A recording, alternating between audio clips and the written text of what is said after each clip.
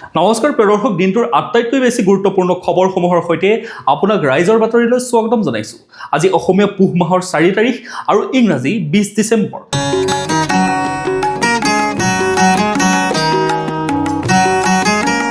এতিয়া আহিছো আমি প্ৰথমটো খবৰলৈ। অসম বিধানসভাৰ বিধায়ক বিদেশী নাগৰিক।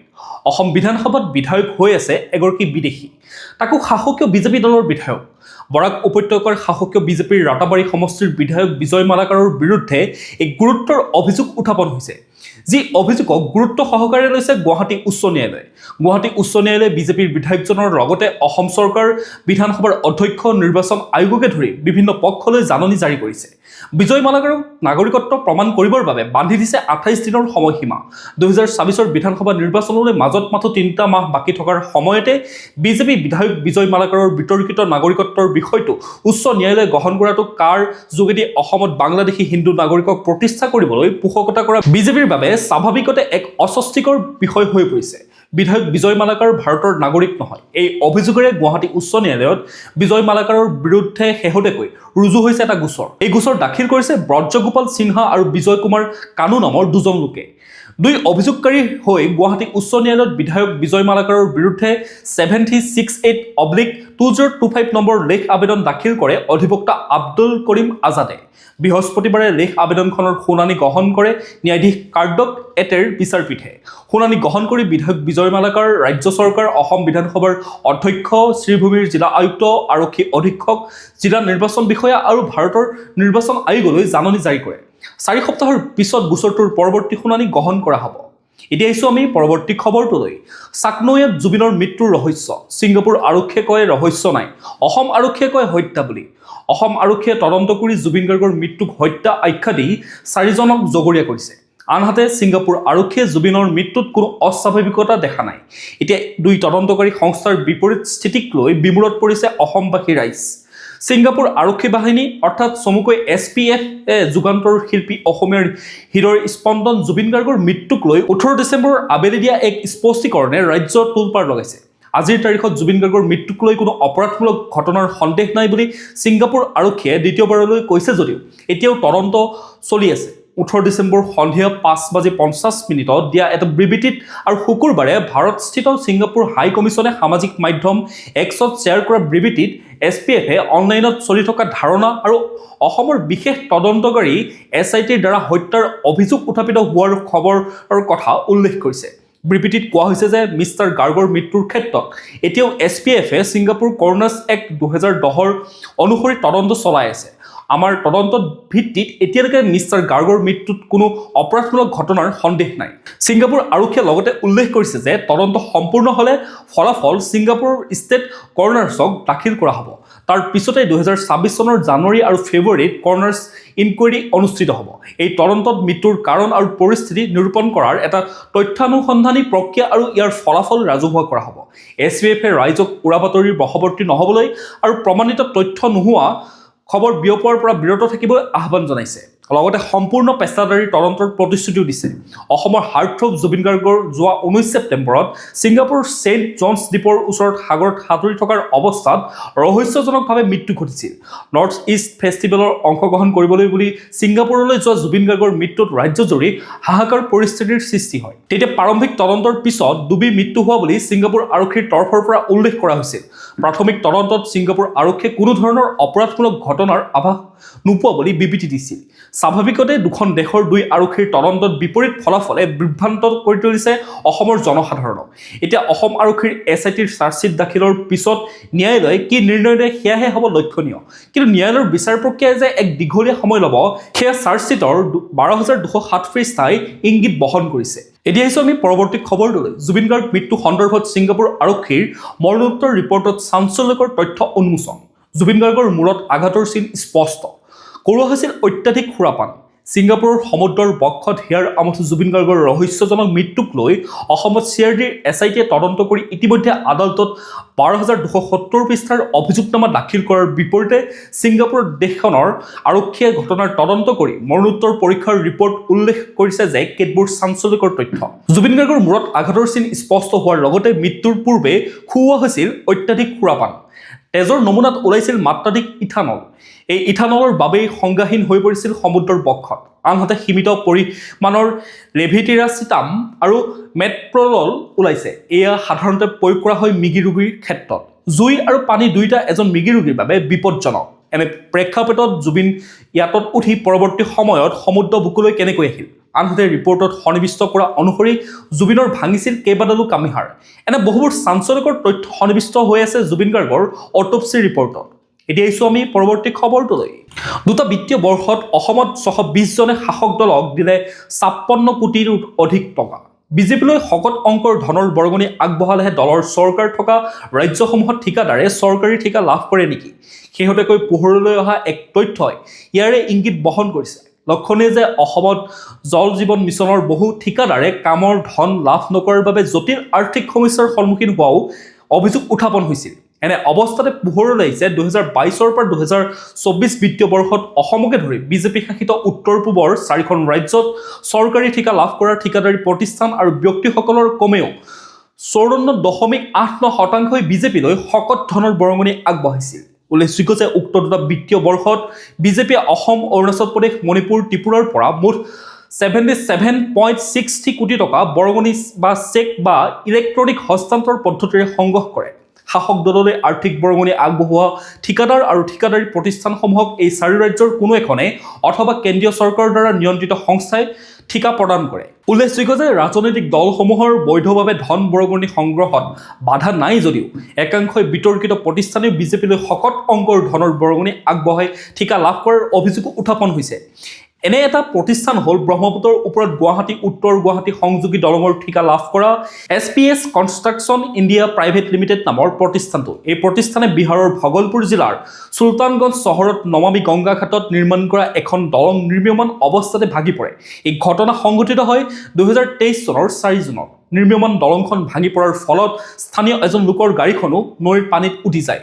উক্ত দিনৰ ব্যস্ততাপূৰ্ণ সময়তে প্ৰচণ্ড শব্দৰ সৃষ্টি কৰি দলংখন ভাঙি পৰে। ফলত ঘটনাস্থলীৰ পৰা 5 বৰ্গ কিলোমিটাৰ অঞ্চলক বোকা আৰু ধ্বংসাৱশেষেৰে ছানি ধৰে। এই ঘটনাই বিহাৰৰ পৰা 700 কিলোমিটাৰ দূৰত্বত অৱস্থিত গুৱাহাটী তথা দিছপুৰতো জোকাৰণি তোলে। কাৰণ উক্ত দলং নিৰ্মাণৰ সৈতে জড়িত আছিল SPS কনষ্ট্ৰাকশ্যন ইণ্ডিয়া প্ৰাইভেট লিমিটেডকে গুৱাহাটী উত্তৰ গুৱাহাটী সংযোগী 8.4 কিলোমিটাৰ দৈৰ্ঘ্যৰ দলংখন নিৰ্মাণৰ ঠিকা দিয়া হৈছে। এতিয়া আহিছোঁ আমি পৰৱৰ্তী খবৰটোলৈ। ঢিঙত ট্ৰিপল মাৰ্ডাৰ, পত্নীসহ 2 কন্যাক হত্যা। নগাঁও জিলাৰ ঢিঙৰ কাছখাটিত সংঘটিত হৈছে এক চাঞ্চল্যকৰ ঘটনা। এক পাৰিবাৰিক কণ্ডলৰ ফলশ্ৰুতিত ঢিঙৰ কাছখাটি অঞ্চলত সংঘটিত হয় এক শিহৰণকাৰী হত্যাকাণ্ড। এই ঘটনাত পিতৃ এমদাদুল ইছলামে নিজৰ পত্নী তাজমিনা খাতুন আৰু 2 কন্যা সন্তান 21 বছৰীয়া দিলহান হাছান আৰু 14 বছৰীয়া আৰহান হাছানক নৃশংসভাৱে হত্যা কৰে। এই ঘটনাটোৱে এতিয়া সমগ্ৰ অঞ্চলটোতে তীব্ৰ চাঞ্চল্যৰ সৃষ্টি কৰিছে। লগতে স্থানীয় লোকে এই নৃশংস কাণ্ডৰ বাবে শোক আৰু ক্ষোভ প্ৰকাশ কৰিছে। প্ৰাথমিক তথ্য অনুসৰি এই হত্যাকাণ্ডটো পাৰিবাৰিক কণ্ডল আৰু মতানৈক্যৰ ফলত সংঘটিত হৈছে বুলি ৰাইজে জনায়। পৰিয়ালটো দীৰ্ঘদিন ধৰি চলি অহা বিবাদে শুকুৰবাৰে নিশা চৰম ৰূপ লয় আৰু এমদাদুল ইছলামে ক্ৰোধত অন্ধ হৈ এনে এক নৃশংস কাণ্ড সংঘটিত কৰা বুলি ধাৰণা কৰা হৈছে। ঘটনাটো সংঘটিত হৈছে শুই থকা অৱস্থাত। নিজৰ পৰিয়ালটো শুই থকা অৱস্থাত হত্যাকাৰী এমদাদুলে কোঠাৰেৰে ঘপিয়াই পত্নী আৰু 2 কন্যাক আক্ৰমণ কৰে। পত্নী তাজমিনা খাতুন আৰু 2 সন্তান টোপনিত থকা অৱস্থাতে এই আক্ৰমণৰ সন্মুখীন হয়, যাৰ ফলত তেওঁলোকৰ মৃত্যু হয়। ইফালে ঘটনাৰ খবৰ পোৱাৰ লগে লগে ঢিং আৰক্ষীৰ থানাৰ এটা দল ঘটনাস্থলীত উপস্থিত হয় আৰু তদন্ত প্ৰক্ৰিয়া আৰম্ভ কৰে। নিশা 2 বজাত সংঘটিত এই হত্যাকাণ্ড এতিয়া জোকাৰি গৈছে সমগ্ৰ ঢিং অঞ্চল। ইফালে ঘটনা সংঘটিত কৰাৰ পিছত ৰাইজে হত্যাকাৰী এমদাদুলক আটক কৰি ৰছীৰে বান্ধি থয়। পাছত ঢিং আৰক্ষীয়ে এমদাদুল ইছলামক গ্ৰেপ্তাৰ কৰে। তেওঁক জেৰা কৰি প্ৰাথমিক স্বীকাৰোক্তি লাভ কৰা হৈছে বুলি জানিব পৰা গৈছে। এতিয়া আহিছোঁ আমি পৰৱৰ্তী খবৰটোলৈ। জুবিন ক্ষেত্ৰত সেৱা জনাই জেললৈ যাবলৈ এইবাৰ সাজু হৈছে অখিল গগৈ। সংগীতৰ মহানায়ক জুবিন গাৰ্গৰ মৃত্যু সন্দৰ্ভত SITয়ে চাৰ্জশ্বিট দাখিল কৰাৰ পিছৰে পৰাই সৰব হৈ পৰিছে বিধায়ক অখিল গগৈ।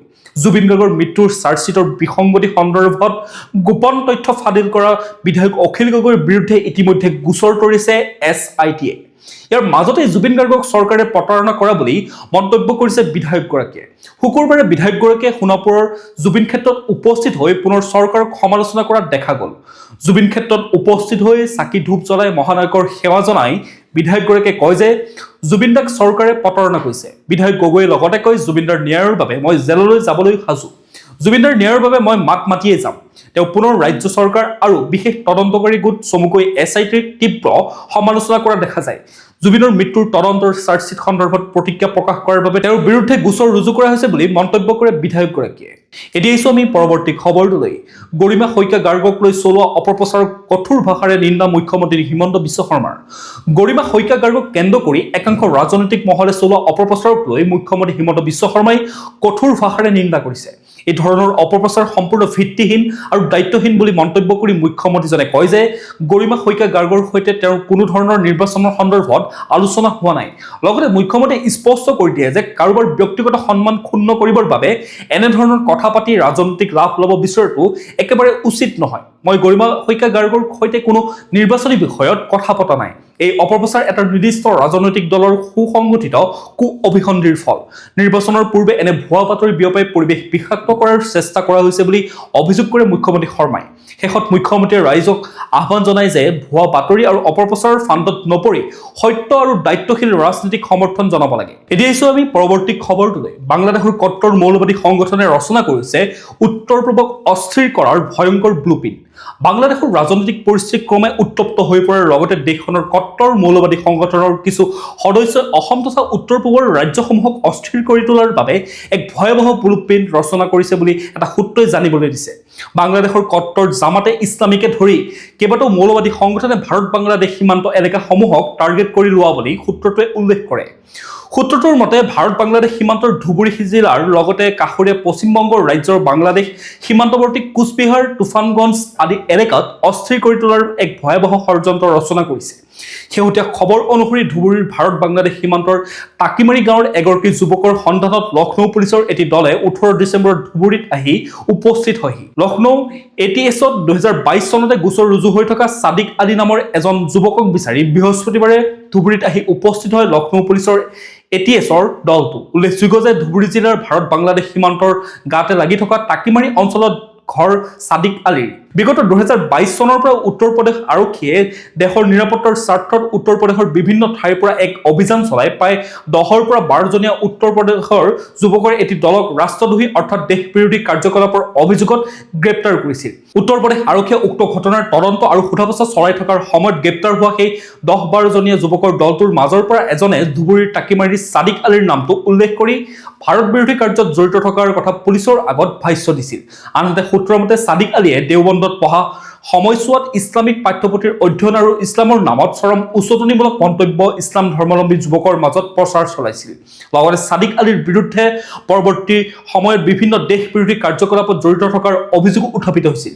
ইপিনে দীৰ্ঘদিনে পলাতক হৈ থকা ছাদিক আলীৰ সন্ধানত লক্ষ্ণৌ পুলিচ সৰব হৈ পৰা দেখা গৈছে। ইতিমধ্যে উত্তৰ প্ৰদেশৰ বিশেষ আদালতে পলাতক ছাদিক আলীৰ অহা 2026 বৰ্ষৰ 13 জানুৱাৰীত ATS অথবা ন্যায়ৰ আদালতত হাজিৰ হোৱাৰ নিৰ্দেশ প্ৰদান কৰিছে। উক্ত তাৰিখত ন্যায়ৰ আদালতত হাজিৰ নহলে ছাদিক আলীৰ ধুবুৰীৰ টাকিমাৰীত থকা সম্পত্তি বাজেয়াপ্ত কৰা হ'ব বুলি আদালতে জাৰি কৰা জাননীখনত উল্লেখ কৰা হৈছে। বাংলাদেশৰ গাতে লাগি থকা টাকিমাৰী গাঁওখনৰ পৰাই ইয়াৰ পূৰ্বেও অসম আৰক্ষীৰ এটি দলে আব্দুছ শুকুৰ আলী নামৰ এজন আনসাৰুল্লাহ বাংলা টিমৰ সদস্যক গ্ৰেপ্তাৰ কৰিছিল। এতিয়া আহিছো আমি পৰৱৰ্তী খবৰটোলৈ। ৰূপহীহাটৰ বেলগুৰি কছাৰী গাঁৱৰ বেদখলকাৰীৰ বিপদ ঘণ্টা। ৰূপহীহাটৰ বেলগুৰি কছাৰী গাঁৱৰ বেদখলকাৰীৰ বিপদ ঘণ্টা বাজিছে। ৰূপহীহাটৰ বেলগুৰি কছাৰী গাঁৱত প্ৰশাসনে মাইক যোগে চৰকাৰী ভূমি খালী কৰাৰ নিৰ্দেশ দিলে। চামগুৰি ৰাজহ চকৰ খাটুৱাল মৌজাৰ বেলগুৰি কছাৰী গাঁও কিচামতৰ 380 বিঘা গেজিং ৰিজাৰ্ভৰ ভূমি 200তকৈও অধিক পৰিয়ালে বেদখল কৰি ৰাখিছিল। যোৱা 4 ডিচেম্বৰত উচ্ছেদৰ জাননী প্ৰেৰণ কৰিছিল চামগুৰি ৰাজহ চক্ৰৰ বিষয়ে। জাননীখনত বেদখলকাৰীলৈ প্ৰশাসনে 15 দিনৰ সময়সীমাও বান্ধি দিছিল যাতে এলেকাটো খালী কৰে। বহু বেদখলকাৰীয়ে নিজে নিজে ঘৰ বাৰী ভাঙি খালী কৰিছে যদিও বহুতে খালী কৰা নাই, যাৰ বাবে আজি মাইক যোগে প্ৰশাসনে চৰকাৰী ভূমি ত্যাগ কৰিবলৈ নিৰ্দেশ দিয়াত অন্যথা বিধিগতভাৱে ব্যৱস্থা গ্ৰহণ কৰিব বুলি ঘোষণা কৰে। এতিয়া আহিছো আমি পৰৱৰ্তী খবৰটোলৈ। 14 বাংলাদেশীক বিতৰণৰ বাবে নিলে সীমান্ত সুৰক্ষা বাহিনীয়ে। গোৱালপাৰা জিলাৰ মাটিয়াস্থিত ট্ৰেনজিট কেম্পৰ পৰা লৈ যোৱা হ'ল 14গৰাকী বাংলাদেশীক। আজিৰ দিনৰ 10:30 এখন ট্ৰেভেলাৰ সীমান্ত সুৰক্ষা বাহিনীয়ে লৈ যায় ৰাজ্যখনৰ নগাঁৱৰ বিদেশী ন্যায়াধিকৰণে বিদেশী বুলি চিনাক্ত কৰা বাংলাদেশী কেইজনক। উল্লেখযোগ্য যে নগাঁৱৰ বিদেশী ন্যায়াধীকৰণে 15গৰাকী লোকক বিদেশী বুলি চিনাক্ত কৰাৰ পিছত জিলাখনৰ আয়ুক্ত দেৱাশীষ শৰ্মাই লোককেইজনক 24 ঘণ্টাৰ ভিতৰতে বাংলাদেশলৈ বিতৰণৰ নিৰ্দেশ দিছিল। তাৰ পিছতে আজি ইয়াৰে 14গৰাকীক বিতৰণৰ বাবে মাটিয়া ট্ৰানজিট কেম্পৰ পৰা লৈ যোৱা হয় যদিও আনজন ক'ত আছে সেই তথ্য এতিয়াও জানিব পৰা হোৱা নাই। বিতৰণৰ বাবে লৈ যোৱা লোকসকলৰ ভিতৰত 8জন পুৰুষ আৰু 6গৰাকী মহিলা আছে বুলি জানিব পৰা গৈছে। এইসকল বাংলাদেশী কোন পথেৰে বাংলাদেশলৈ পঠিয়াই দিয়া হ'ব সেই তথ্য জানিব পৰা হোৱা নাই যদিও মানকাছাৰ বাংলাদেশ সীমান্ত পথেৰে অবৈধ বাংলাদেশী কেইগৰাকীক পঠিওৱাৰ সম্ভাৱনাই অধিক বুলি জানিব পৰা গৈছে। এতিয়া আহিছোঁ আমি পৰৱৰ্তী খবৰটোলৈ। ন পৰিচয়ৰ পুনৰ মঞ্চলৈ ঘূৰি আহিছে জুবিন গাৰ্গে জন্ম দিয়া প্ৰথমটো বেণ্ড। জুবিন গাৰ্গ বিহীন পুনৰ দেখিবলৈ পোৱা যাব জুবিন গাৰ্গৰ প্ৰথমটো বেণ্ড। 1992 চনত ডিব্ৰুগড়ত গঠন হোৱা জুবিন গাৰ্গৰ প্ৰথমটো বেণ্ডৰ সদস্যসকলে জুবিন গাৰ্গলৈ শ্ৰদ্ধাঞ্জলি জনাই ডিব্ৰুগড়ত কৰিলে প্ৰথমটো অনুষ্ঠান। জুবিন গাৰ্গৰ প্ৰথমটো বেণ্ড ETC অৰ্থাৎ এটচেট্ৰাৰ নতুন নামাকৰণ কৰা হৈছে Z.org নামেৰে। জুবিন গাৰ্গক সদায় অসমৰ ৰাইজৰ মাজত জীয়াই ৰখাৰ মানসেৰে এইবাৰ আগবাঢ়ি আহিল জুবিন গাৰ্গৰ প্ৰথমটো বেণ্ড এটচেট্ৰাৰ সদস্যসকল। এতিয়া আহিছোঁ আমি পৰৱৰ্তী খবৰটোলৈ। দুদিনীয়া ভ্ৰমণসূচীৰে আজি অসমলৈ আহিব প্ৰধানমন্ত্ৰী মোদী। দুদিনীয়া ভ্ৰমণসূচীৰে প্ৰধানমন্ত্ৰী মোদীৰ আজি অসমলৈ আহিব।